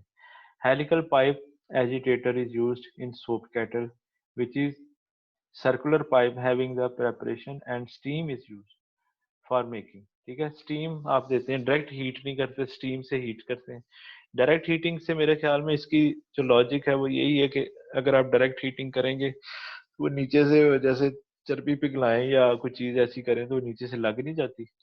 ठीक है, वो आप एजिटेट करते हो वो जलन और इस तरह की चीजें, वो चीज खराब हो जाती है, ज्यादा ओवर हीट हो जाती है। अच्छा, जो रेगुलर हीट देने के लिए ना हमारे पास मुख्तलिफ तरीके होते हैं किसी भी चीज को। एक तो ये स्टीम प्रोसेस है, दूसरा एक और प्रोसेस होता है उसमें आप डबल जैकेट यूज करते हैं। आपके जो वेसल होता है या केटल होता है वो उसकी डबल चादर होती है, और चादर के दरमियान आप जैसे वाटर बाथ के तौर पे उसमें ऑयल या पानी या कोई भी ऐसी चीज डाल देते हैं जो इवन हीटिंग करती है। मतलब आपने डायरेक्ट हीट नहीं करना होता वेसल को, इनडायरेक्ट करना होता है ऑयल से या वाटर से। तीसरा तरीका है स्टीम से। स्टीम का भी, इसके भी दो हैं तरीके। एक तो ये है कि आप सम टाइम आपके उस वेसल के अंदर ना पाइप सर्कुलेट कर रहे होते हैं जिसके अंदर आप ठंडे या गर्म पानी की सर्कुलेशन करते हैं। ठीक है, एक तो ये है कि जैकेट, एक होता है पूरे सिस्टम के अंदर ही आप सर्कुलेशन इस तरह की होती है, और एक होती है डायरेक्ट स्टीम ही उसके अंदर इंड्यूस कर, जैसे आपने ये मार्केट में कॉफी पीने जाते हैं तो एक्सप्रेसो वैसे फुर करके दूध में अंदर मारते हैं ना स्टीम। ठीक है, एक वो भी प्रोसेस होता है, वो भी एक है मतलब सिस्टम। तो इसलिए मुख्तलिफ तरीके हैं, डिपेंड करता है आपकी रिक्वायरमेंट के हिसाब से। स्टीम गर्म कैसे करें, ठंडा कैसे करें, ठंडे के लिए भी कंडेंसर लगे होते हैं और उनमें ठंडा पानी सर्कुलेट किया होता है। तो इसलिए मुख्तलिफ तरीके इंडस्ट्री में मुख्तलिफ तरीकों से प्रोसेस किया जाता है। Resins are added in order to create transparency, transparency के लिए उसमें रेजन बेसिकली पॉलीमर्स होते हैं वो ऐड किए जाते हैं। केमिकल रिएक्शन ट्राइग्लिसराइड और कास्टिक सोडा और ग्लिसरीन और सोप। ठीक है, ये रिएक्शन है। Glycerine is a by product. ठीक है, ये बाई प्रोडक्ट है। Metallic salt of fatty acid is a chemical name of soap. Metallic salt में मेटल ही होता है ना, सोडियम या पोटाशियम। ठीक है, फैटी एसिड का जो मेटेलिक साल्ट है, तो बात तो वही है। ठीक है, सही लिखी हुई है। Laundry soap harsh laundry soap जो होता है, जो कपड़े धोने वाला, उसमें harsh alkali caustic soda use किया जाता है। टॉयलेट सोप जो हम अपने स्किन के लिए यूज करते हैं, उसमें KOH, जैसे मैंने पहले बताया था कि सोफिस्टिकेटेड में आप KOH भी यूज कर लेते हैं। अगला पॉइंट है ग्लिसरीन रिमूव्ड कैसे। Valuable then soap, so must be removed from soap. इसकी कीमत ग्लिसरीन की ज्यादा होती है साबुन से भी, तो इसलिए इसको इसमें से अलग किया जाता है। ग्लिसरीन के अगेन बहुत सारे पर्पसेज हैं, ठीक है। ग्लिसरीन को एज अ सॉफ्टनर डायरेक्ट भी यूज कर सकते हैं, हम इंडस्ट्री में भी ग्लिसरीन को यूज करते हैं और ये काफी हद तक सेफ प्रोडक्ट है। इसके अलावा इसको आप लुब्रिकेशन के लिए, क्योंकि ये बहुत ज्यादा हाईली लुब्रिकेटिंग एजेंट है, तो इसको आप यूज करते हैं। ग्लिसरीन के भी मॉलिक्यूलर वेट के हिसाब से इसकी शक्लें होती हैं, मतलब ये 400 मॉलिक्यूलर वेट से लेके 2000 मॉलिक्यूलर वेट तक जाता है ग्लिसरीन, और उसी हिसाब से जैसे इसका पॉलीमर बड़ा होता जाता है उतना ही ये सॉलिडिफाई होता जाता है, ठीक है। अगर हल्की होगी तो वो लिक्विड फॉर्म में, लिक्विड मीन इस तरह का लिक्विड होता है जैसे वो तेल की तरह का ना, जैसे हम ऑयल यूज करते हैं ना, इस तरह की इसकी फीलिंग होती है। Remove some of it left in soap to help make it soft, ठीक है, वही मैंने कहा सॉफ्ट लुब्रिकेशन होती है। टू अवॉइड श्रिंकिंग, आगे पता नहीं क्या लिखा है, मन में नहीं आ रहा। उन्हों है नहीं है जी काकी है जिन्हें बनाया सी, वरना ਉਹਦੇ को पूछ रही था। उसका क्या मसला है मरियम का, वो नेट का इशू है उसका भी कोई। चलो, salt is added to wet soap causing it to separate out into soap।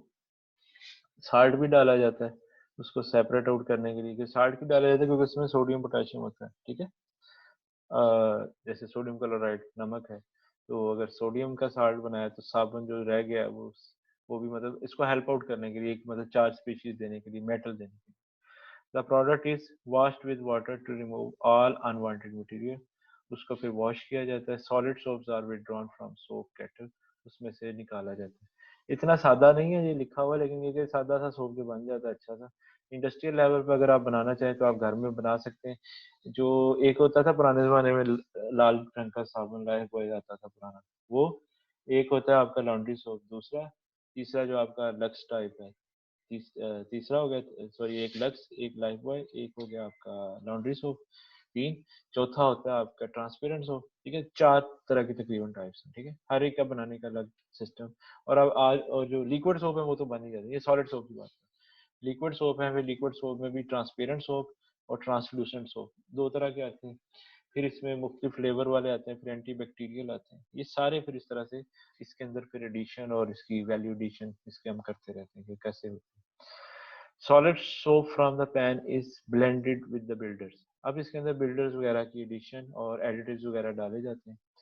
अच्छा, एक सोप स्टोन हम पुराने जमाने में मिलता होता था, वो सोप के अंदर डालते थे उसका वजन बढ़ाने के लिए, उससे वो सॉलिडिफाई भी हो जाता था। और पुराने अगर आप साबुन कुछ याद हो आपको, जो देसी साबुन मिलते थे, तो अक्सर आप जब साबुन से हाथ धो रहे होते थे या कपड़े धो रहे होते थे, तो उसमें आपको पता चलता था कोई पत्थर टाइप सी चीज है। तो नॉर्मली नमक भी डाल देते हैं, सोप स्टोन भी डालते हैं ना, इसको कॉस्ट रिड्यूस करने के पॉइंट ऑफ व्यू से भी और उसको सॉलिडिफाई करने के पॉइंट ऑफ व्यू से। तो इस तरह की काफ़ी चीज़ें फिर जैसे मैंने बताया था कि कमर्शली वायबल बनाने के लिए बहुत काम करने पड़ते हैं। एक चीज़ बना ली लेकिन आपने बनाई बहुत महंगी तो बिकती नहीं है, सस्ती करने के लिए फिर बहुत कुछ करना पड़ता है। Sodium silicate is added in the laundry soap, act as an inhibitor, which is then shaped into bars and cutting is carried out। जो बार बनाते हैं उसके लिए भी ये यूज होता है। Soap still contain little quantity of water is evaporated by dry air, जो उसमें पानी थोड़ा बहुत रह जाता है उसको फिर आप evaporate कर देते हैं। परफ्यूम्स ऐड करते हैं, कलर ऐड करते हैं और इस तरह से मुख्तलिफ पैकिंग उसकी करके तो हम तक आ जाता है सब। ठीक हो गया जी। सोपलेस सोप, ये आप पढ़ लीजिएगा, कोई इतनी खास नहीं। हाउ इट इज मेड, ठीक है, ये देख लीजिएगा। एडवांटेज डिसएडवांटेज भी पढ़ लीजिएगा, ये पढ़ के समझ आ जाएंगे। जो समझाने वाली चीजें मैं वो आपको समझा रहा हूँ। सोप मालिक ये वही है, सल्फोनेट बेस, ठीक है, सोप मालिक। अब यहाँ पर उन्होंने कार्बोक्सिलिक एसिड दिखाना चाहिए था, ठीक है, ये सर्फेक्टेंट दिखा रहे हैं। तो तरीका तो ये था कि यहाँ पर वो सल्फोनेट ना दिखाता बल्कि वो दूसरा दिखाता। जी अब्दुल रहमान कुछ बोलना है? आपका माइक ऑन है। नहीं सर, मैंने कुछ नहीं बोला। अच्छा माइक ऑन किया आपने, मैंने इसलिए पूछा। अच्छा तो ठीक है, ये मतलब सर्फेक्टेंट, ये इससे कंफ्यूज नहीं हो जाएगा। सोप का मालिक्यूल मतलब सोप साबुन जो होता है और डिटर्जेंट में यही थोड़ा सा फर्क होता है, ठीक है, उसकी केमिस्ट्री और ये चेन का फर्क है। ये जो उसका चार्ज हेड है या पोलर एंड है, ठीक है। कार्बोक्सिलिक एसिड को हम सोप कह देते हैं और बाकी को हम सर्फेक्टेंट डिटर्जेंट जो दूसरी टर्म में देते हैं। तो ये यहाँ पर ये पिक्चर जो है ये बेसिकली उसमें आनी चाहिए थी, सर्फेक्टेंट में। वहां पर है भी, यहाँ पर नहीं है। ये नीचे वाली अलबत्ता सोप की है, ठीक है। सोप की प्रेपरेशन कार्बोक्सिलिक एसिड का जो फार्मूला दिखाया गया, ये फैटी एसिड है, ठीक है, और ट्राइग्लिसराइड जो है, ठीक है, फैटी एसिड और ग्लिसरॉल का 3 और साथ अल्कली मिक्स की और सोप और ग्लिसरीन बन गया। केमिकल कंपोजिशन ये ठीक है, ये सोप दिखाया गया, सोडियम साल्ट है, शॉर्ट आयनिक पार्ट है, वाटर अट्रैक्टिंग एंड हाइड्रोफिलिक है, ठीक हो गया। अगर आप देखें तो ये सोप और डिटर्जेंट सर्फेक्टेंट की भी केमिस्ट्री सेम ही है ना, सिर्फ उसकी एंड का फर्क है, बाकी तो चीजें वही हैं, ठीक है। सोप के मालिक्यूल हैं, उसका चार्ज सोडियम साल्ट होता है, ठीक है, उसके पीछे बेसिकली एनायनिक सर्फेक्टेंट है एक तरह का सोप जो है। क्लीनिंग एक्शन भी सेम वही है जो माइसल फॉर्मेशन ऑफ ग्रीस को लेके जा रहा है। अगर आप सर्फेक्टेंट में देखें तो वहां पर भी इसका एक्शन यही था, ऐसे ही था ना, उसके डर्ट पार्टिकल्स को उसने ऑयल में अपने साथ कर लिया था, चार्ज हेड ने वाटर लविंग था तो उसमें से निकाल दिया था। तो फंक्शन इसका भी soap micelle entrap the dirt particle, ये भी सेम वही है जो सर्फेक्टेंट का जो डर्ट रिमूव करने का तरीका है, इसका भी वही तरीका है, यानी कि कोई अलग से केमिस्ट्री नहीं है। ये एग्जांपल ऑफ सोप है, ये यहाँ पे देखें सही फार्मूला लिखा हो COON, ठीक है। एंड पे जो इसका चार्ज हेड है वो कार्बोक्सिलिक एसिड बेस है, और सोडियम ये अब स्टीरिक एसिड से बना है, पामिटिक एसिड से बना है, यूरिक एसिड से बना है, ये सबके अलग अलग फार्मूले। ओलिक एसिड में अगर आप देखें तो अनसैचुरेशन है उसके यहाँ पर डबल बॉन्ड है, बाकियों में सिंगल बॉन्ड है, 15 कार्बन 17 कार्बन, इस तरह से उसकी चेन लेंथ का फर्क है। मैकेनिज्म ऑफ सोप अगेन वही वाटर के साथ उसको लेके, ये देखेंगे उसमें से जो डेड पार्टिकल है निकाला हेड ने, फिर वाटर के साथ हाइड्रोजन बॉन्डिंग करके, ठीक है, हाइड्रोफिलिक और हाइड्रोफोबिक, ये वही सेम वही पिक्चर है, दोबारा से इसी तरह से एक्सप्लेन किया गया। आई मीन आपको देखने में मटेरियल ज्यादा लग रहा होता लेकिन होता उसमें कुछ भी नहीं है, बेसिक उसमें चीजें वही होती थोड़ी बहुत। रॉ मटेरियल अगेन वही दोबारा से लिख दिए, ठीक है, कास्टिक सोडा ऊपर लिखा हुआ था, लेकिन अब चूंकि मैन्युफैक्चरिंग के पॉइंट ऑफ व्यू से उसने रेसिपी ये उसके साथ अगर आप जोड़ के लिख देती मरियम तो अच्छा था, लेकिन ठीक है। तो जहाँ पर इसने वो नहीं उसका प्रोसेस लिखा हुआ वहाँ पे ये लिख देती कि अल्कली कौन सी है और 50% फैट और ये वो, यहाँ पर लिखा होता है कि स्टिशोमेट्रिक अमाउंट या वेट अमाउंट या स्पोनिफिकेशन वैल्यू से हम चेक करते हैं कितना कितने को न्यूट्रल करेगा, उस हिसाब से उसको देख देते हैं। तो बहरहाल ठीक है, ये raw material alkali material fat material उसकी दोबारा से डिटेल है, ऑयल कौन सा है ये आप पढ़ लें, वो तो बेसिक कंसेप्ट आपको समझ आ गया तो फिर वही है, रिएक्शन किसका और किसके दरमियान हो रहा है। टाइप्स ऑफ सोप है ये आप पढ़ लीजिएगा। ये सारे वही हैं कि किसमें क्या यूज होता है, एंटी बैक्टीरियल और ये वो, मेडिकल सोप में वही एंटी बैक्टीरियल सोप में। तो आज का कोरोना के लिए कौन सा हैंड वॉश बेहतर है, सैनिटाइजर बेहतर है, ये आप लोग पढ़ के फिर बताइएगा मुझे, ठीक है। काफी काफी चीजें इसके बारे में आ चुकी हैं, एडवांटेज डिसएडवांटेज, ठीक है। हार्ड वाटर में ये देखें डिसएडवांटेज है, पानी जैसे साबुन में फुटकरियां बन जाती हैं, तो hard water contain metallic ions, calcium और magnesium, the soap anionic react with metal ion. अब आपको पता चला साबुन की वो जो फुटकड़ियां थी वो क्यों बनती हैं, क्योंकि अगर आप देखें तो ये अनायनिक सरफेक्टेंट है, COO नेगेटिव चार्ज और Na है। अब सोडियम तो उसके साथ रिमूव हो गए, COO जो है उसका चार्ज स्पीशीज उसने वाटर के साथ क्या करनी होती है, हाइड्रोजन बॉन्डिंग करनी होती है। अगर वो हाइड्रोजन बॉन्डिंग करेगा तो वो अच्छा वेटिंग करेगा, ठीक है।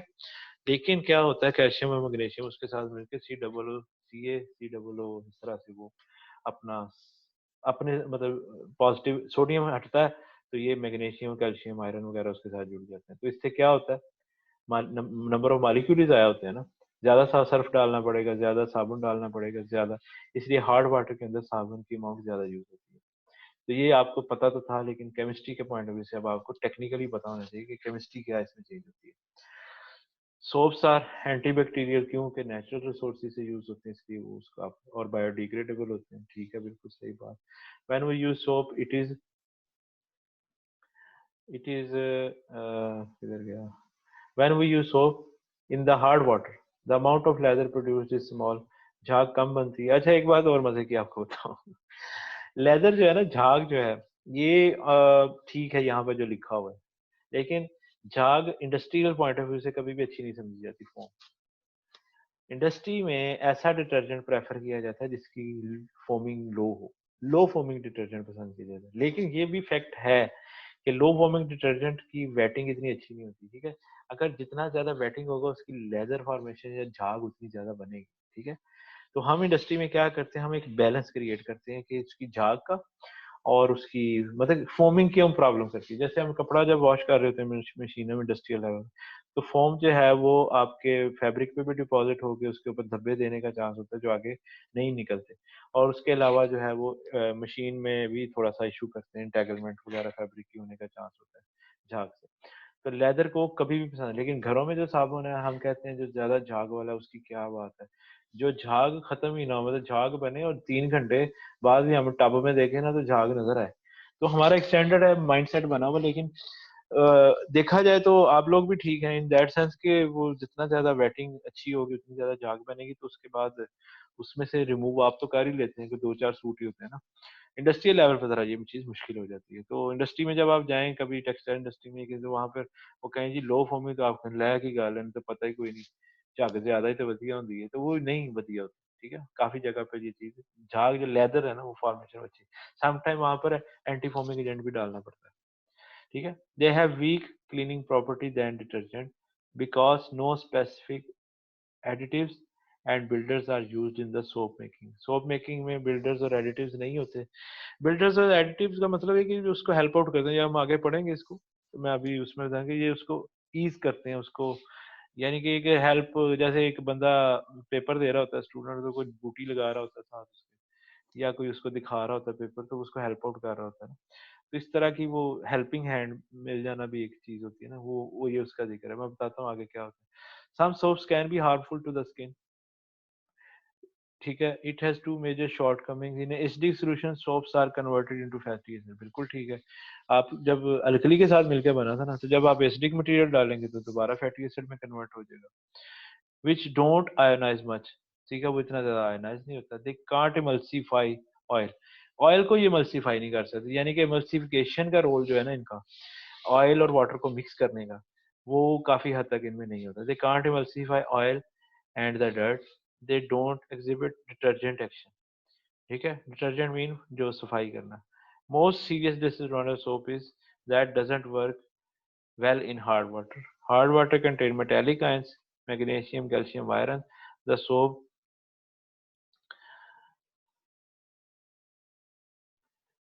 ठीक है, anionic A9 react with metal, ये मैं आपको बता चुका हूँ। इनटू इनसॉल्युबल, जो पार्ट उसका बन जाता है, स्कम बन जाती है।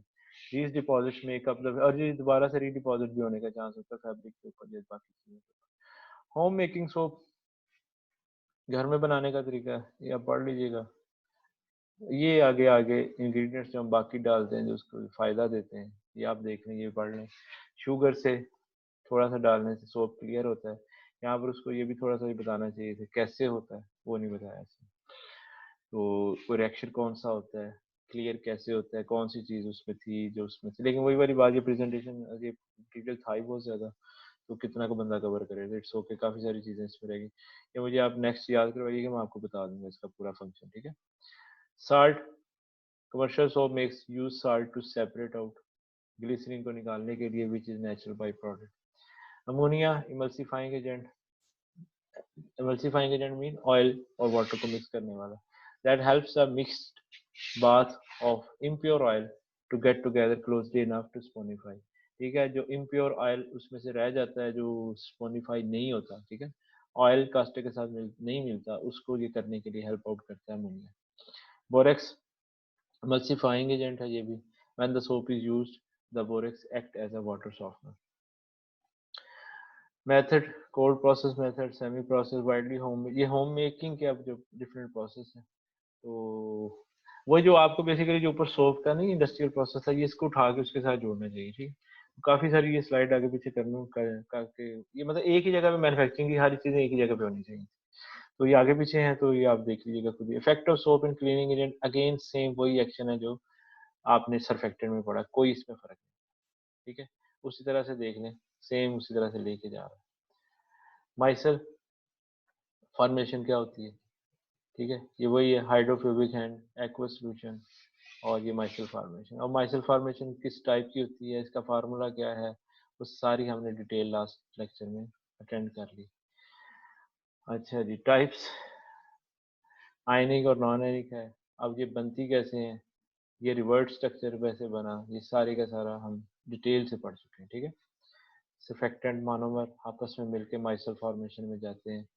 शेप्स और वेसिकल कौन सी बनती हैं, ये कैसे बनती हैं, ये हम बात कर चुके हैं, ठीक है। सिलेंड्रिकल प्लेनर स्ट्रक्चर, और किस फार्मूले के तहत, वो जो हमने फार्मूला पढ़ा था, अगर इसकी रीडिंग 1/3 से नीचे हो, 1/3 और 1/2 के दरमियान हो, 1 हो, तो ये सारी वही जो फार्मूला था उसी की बेस पे ये कैलकुलेशन करके, लेकिन इसके पीछे जो कैलकुलेशन है वो हम पढ़ चुके हैं, ठीक है। तो आप वहां से पढ़ लें, यहाँ से पढ़ लें, स्ट्रक्चर देखने तो एक ही बात है। स्ट्रक्चर ऑफ माइसल, यहाँ पे जो माइसल की एक्सप्लेनेशन है ये देख लीजिएगा वहाँ पे, ये इसके उसके साथ जो आपको लास्ट टाइम लेक्चर दिया था माइसल फॉर्मेशन का, उसके साथ इसको मिला के एक ही जगह पे इकट्ठा पढ़ लीजिएगा, तो आपको फिर मिक्सिंग नहीं होगी चीज़ों में। अगर आप देखें तो मिक्सिंग होने वाली कोई भी चीज़ नहीं है, अगर आप रट्टा लगाएंगे फिर मिक्सिंग होगी। आपने रट्टा किसी जगह से लगाया होगा तो पेपर में कहीं और से लिख देंगे। तो आप सिर्फ ये याद रखें कि डिटर्जेंट, सर्फेक्टेंट, साबुन, सब की केमिस्ट्री क्या है, हाइड्रोफोबिक और हाइड्रोफिलिक दोनों पार्ट होते हैं, ठीक है। हाइड्रोफोबिक चेन और हाइड्रोफिलिक उसका हेड, ठीक है। साबुन में ये कार्बोक्सिलिक एसिड और मेटल का साल्ट है, सोडियम या पोटेशियम का, और सल्फोनेट या सल्फेट और इस तरह के जो बाकी है बच जाते हैं, उनसे जो बनता है वो आपका सर्फेक्टेंट, ठीक है। ये थोड़ा सा जो टर्मों का फर्क है ये आप वहां से देख के, रिएक्शन तकरीबन मिलते जुलते हैं, और बाकी जो इनकी केमिस्ट्री की जो मैन्युफैक्चरिंग है वो आप उसमें देख चुके हैं अच्छे तरीके से। ये केमिस्ट्री ऑफ सोप या आप पढ़ लें, वही रिएक्शन है, स्टीरिक एसिड, ग्लिसरीन, ये सारे आपको आने चाहिए, कोई भी इसमें ऐसा नहीं है। रॉ मटेरियल ये दोबारा से वही लिखा हुआ है, ये आप रॉ मटेरियल की एक जगह पे देख लीजिएगा, इसको कॉपी पेस्ट करके अगर टाइम हो तो देख लेंगे, वरना आप ऐसे ही याद रखने के लिए आप ये समझिए रॉ मटेरियल सारा एक जगह पे आप अपने पास नोटिंग कर लें, बेशक अपने पेपर पे लदा लदा लिख लें, या ऐसा करेंगे स्लाइड नंबर ये पेज नंबर से, इस पेज पे ये है, ये पेज इस तरह से कर लें, ये सारा आपको उसमें आ जाएगा। मैं आपसे नेक्स्ट शेयर करता हूँ।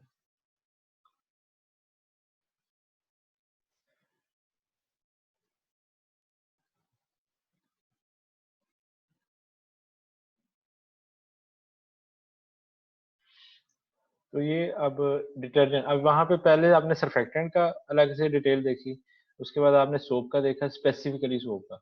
अब स्पेसिफिकली डिटर्जेंट का थोड़ा सा जो डिफरेंस है वो आप यहाँ पे नोट कर लीजिए, टर्म का फर्क है तो कैसे फर्क है, ठीक है।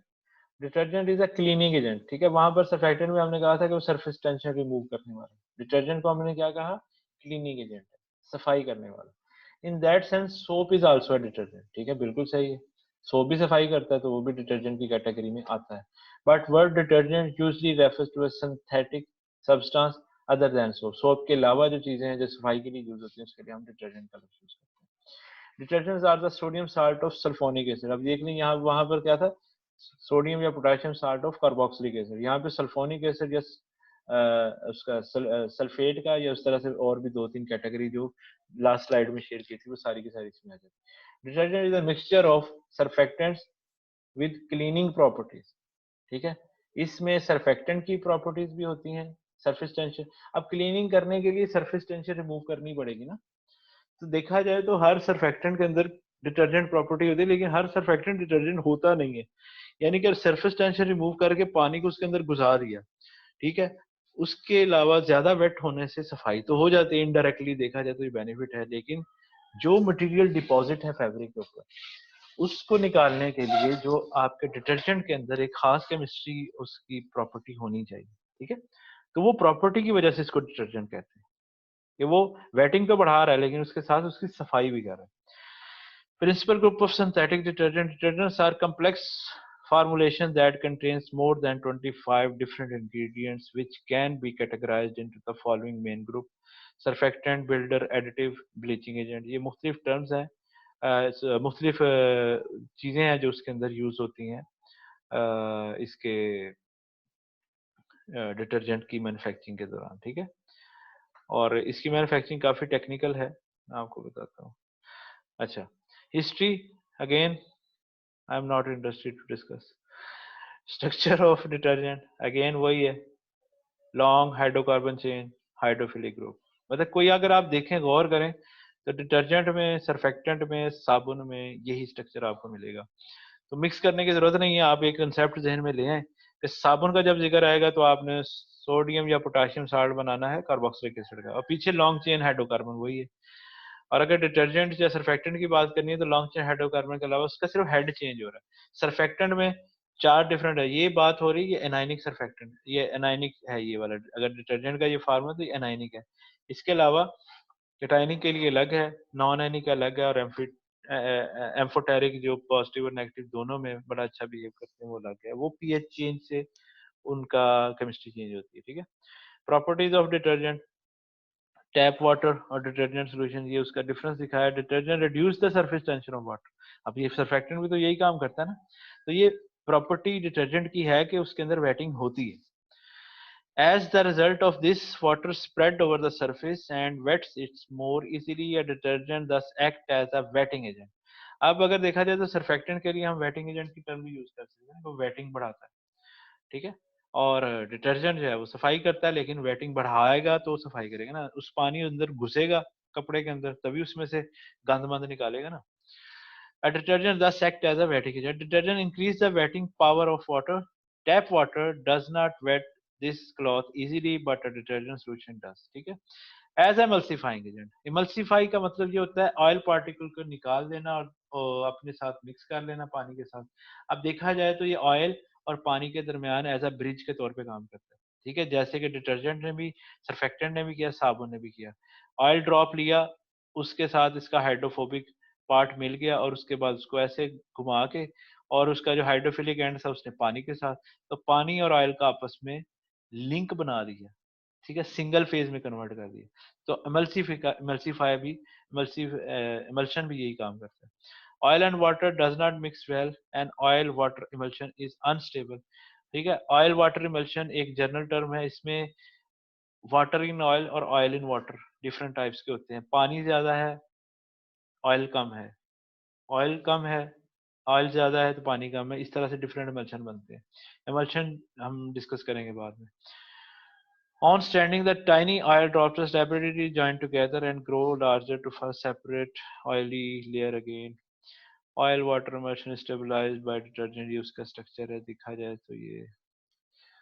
अब इसके यूजेज हैं, ये आप पढ़ लीजिएगा। केमिकल कंपोजिशन वही, नॉन पोलर और पोलर दोनों चीजें आ गई, ठीक है। पोलर हेड में क्या है, वही सल्फोनेट, सल्फेट, वही बार बार वही चीजें लिखी हुई, ठीक है। और कार्बोक्सिलिक एसिड आपने सिर्फ साबुन में लिखना है, बाकियों में भी आप लिख देंगे तो चल जाएगा, लेकिन साबुन में बाकी में सल्फोनेट्स वगैरह नहीं आपने लिखना, बस ये आपका फर्क है बाकियों में। और स्ट्रक्चर आप फिर देख लें, नॉन पोलर वाटर के साथ कैसे पोलर हेड ने आपस में, मतलब हाइड्रोजन बॉन्डिंग में अगर आप देखें तो हाइड्रोजन वाटर का एच लगा हुआ है, एच के ऊपर क्या होता है, पॉजिटिव चार्ज। तो सोडियम इस या कोई भी इसका जो साल्ट फॉर्मेशन में है तो वो हट जाएगा। पीछे अगर सल्फोनेट है तो उसके ऊपर भी नेगेटिव चार्ज है, नेगेटिव चार्ज पॉजिटिव को अट्रैक्ट करेगा, पानी के साथ उसकी अफिनिटी बन जाएगी, ठीक है। ये इस तरह से होता है। ये एग्जांपल्स है दो उसमें उन्होंने बताई हैं। इसमें अगर आप देखें तो सोडियम के साथ देख लें नेगेटिव चार्ज लगा हुआ दोनों जगह पे, तो ये आप सोडियम लोराइल सल्फेट उसका फार्मूला लिखा हुआ है, और दूसरी तरफ सोडियम पीडोडेसाइल बेंजीन सल्फोनेट। ये दोनों रॉ मटेरियल मार्केट से आराम से मिल जाते हैं और बहुत ज्यादा यूज होते हैं हमारे रेगुलर साबुन में, हैंड वॉश में, किसी भी चीज को बनाने के लिए। Chemical reaction again, long chain alcohol, इसको बनाने का तरीका ये आप देख लें, वही जैसे पहले मैन्युफैक्चरिंग थी उसमें भी ये इसका तकरीबन रिएक्शन कॉमन है, अगर आप पढ़ेंगे तो आपको पता चल जाएगा। क्लिनजिंग एक्शन अगेन सेम वही क्लिनजिंग एक्शन जो हमने डिटर्जेंट में भी पढ़ा, जो हमने सोप में भी पढ़ा, और उसमें सरफेक्टेंट में भी पढ़ा और सोप में भी पढ़ा। सेम वही, उसी तरह से सेम वही पिक्चर, सेम वही रिएक्शन, सेम वही तरीका। हार्ड वाटर के इसके ऊपर रिएक्शन, मैग्नीशियम हाइड्रोजन कर, ये उसकी एग्जांपल्स हैं। हार्ड वाटर प्रॉब्लम करता है, ये जैसे साबुन में किया था इस तरह डिटर्जेंट में भी करता है। एनायनिक में आपको पता है कि वहाँ पर सोडियम उसका जो साल्ट है वो अगर ख़त्म हो जाएगा तो मैग्नीशियम वहाँ पे जुड़ जाएगा, जिसकी वजह से झाग भी कम बनेगी, वेटिंग भी कम होगी, ठीक है, और स्कम फॉर्मेशन होगी। रॉ मटेरियल इसमें अब ये जो है ये आपके जो टेक्निकल चीज जैसे सोप का बनाने का तरीका था, इसलिए अब यहाँ पर सरफेक्टेंट के अब उसका डिटर्जेंट के बनाने का तरीका है। इसमें कौन कौन सी चीजें यूज होती हैं ये सब आपको आनी चाहिए। सरफेक्टेंट, एसिड, अल्कली, प्लास्टिसाइजर, सबके रोल क्या है, फंक्शन क्या है। इसने पता नहीं थोड़े बहुत लिखे होंगे तो ठीक है, वरना मैं फिर बता दूंगा आपको नेक्स्ट लेक्चर में। Properties and functions of ingredient, ठीक है। डिसएडवांटेज, क्लासिफिकेशन, ये आप देख लें इसको, ठीक है। अगेन वही सोडियम सल्फोनेट उसका एंड है और उसका स्ट्रक्चर है एनायनिक डिटर्जेंट का। और ये एनायनिक डिटर्जेंट में उन्होंने ये साबुन भी लिख दिया, COO ने भी लिख दिया, ठीक है।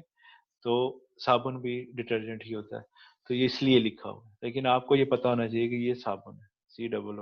COO जहाँ पे आएगा वो साबुन, बस ये आपने याद रखना है। केटायनिक डिटर्जेंट, अगेन वो सोडियम क्वार्टर अमोनियम साल्ट्स या इस तरह से कोई और भी अपना एस्टर क्वार्ट्स, इस तरह का जो ग्रुप है वो केटायनिक एग्जाम्पल है। ये जो सरफेक्टेंट में आपने पढ़ा है वही यहाँ पे केटायनिक सरफेक्टेंट में आपने पढ़ा था, वो ये भी वही चीज है, ठीक है, कोई डिफरेंट नहीं। स्विट्रायनिक भी वही चीज, वही उसी वहाँ पे इसने इसने अपनी प्रेजेंटेशन में फार्मूला लिखे हुए, यहाँ पे इसने लिख दिए हैं। मैंने जो अपने लास्ट टाइम स्लाइड शेयर की थी मैंने वहाँ पे भी फार्मूले लिखे हुए थे। Advantage disadvantage, I mean to say ये लग ज्यादा रहा है लेकिन ये रेपिटेशन है, क्योंकि ये अलग अलग चीजें एक्सप्लेन करनी थी इसलिए ये आपको रेपिटेशन आई है, ताकि आपको पता चले, क्योंकि एक ही टर्म में ये सारे आ जाते तो आपने कहना था ये क्या है, मतलब समझ नहीं आनी थी ना, मिक्स हो जाना था। इंडस्ट्रियल प्रेपरेशन, ये आपको देखने वाली चीज है कैसे होता है, ठीक है। डिटर्जेंट को बनाने के स्प्रे ड्राई प्रोसेस, स्टेप 1 क्या है, dry and liquid ingredients are first combined into a slurry. जो ड्राई और लिक्विड इंग्रेडिएंट्स हैं वो कंबाइन किए जाते हैं, उसकी स्लरी एक पेस्ट बनाई जाती है। थिक सस्पेंशन इन टैंक कार्ड क्रचर, क्रचर ही लिखा मेरा, हाँ।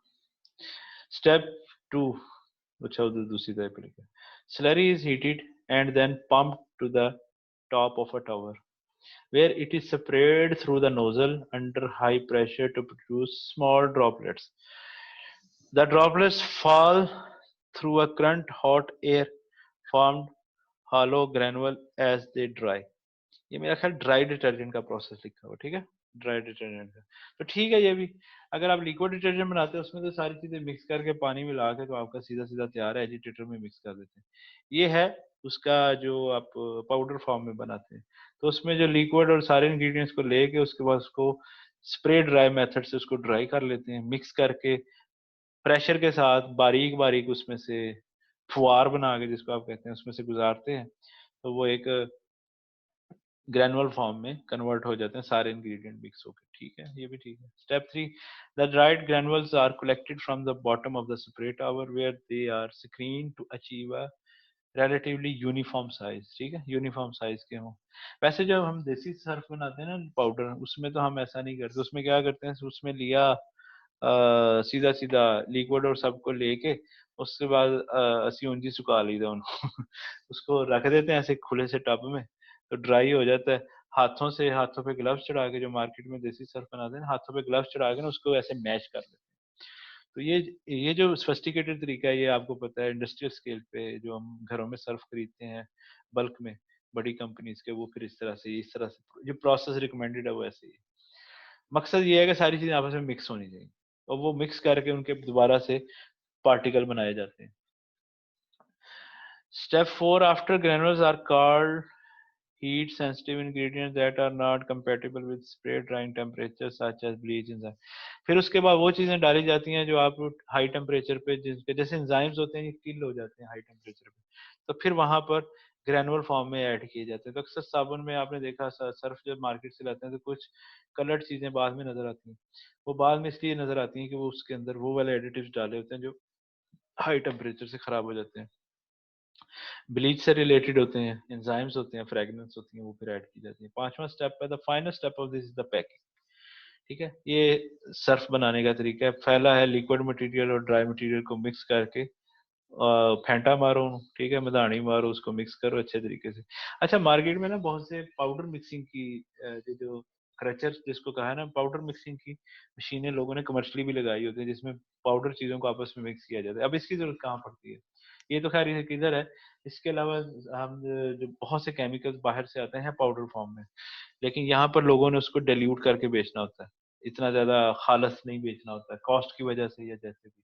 तो वो फिर इसमें अंदर, जैसे मैं अगर बात करूं ऑप्टिकल ब्राइटनिंग एजेंट की, ठीक है, जो कपड़े के ऊपर सफेद कपड़े के ऊपर यूज होता है, जो कपड़े को सफेद मजीद सफेद करने के लिए, जिसको आप उर्फे आम में लीको भी कह देते हैं, कुछ इस तरह का लफ्ज आप यूज करते हैं। तो ऑप्टिकल ब्राइटनिंग एजेंट होता है या वाइटनिंग एजेंट उसको कहते हैं। उसको चाइना से इधर से मंगवाते हैं तो उसकी बहुत हाई स्ट्रेंथ का होता है, बड़ा अच्छा होता है, लेकिन यहाँ पे लोकल प्राइस उसकी बिकती है तो उसमें वो फिर ग्लाबर सॉल्ट की मिक्सिंग करते हैं। तो ग्लाबर सॉल्ट भी पाउडर है और वो भी पाउडर है, तो दोनों पाउडर को अच्छे तरीके से मिक्स करके रीपैक करके बेचा जाता है।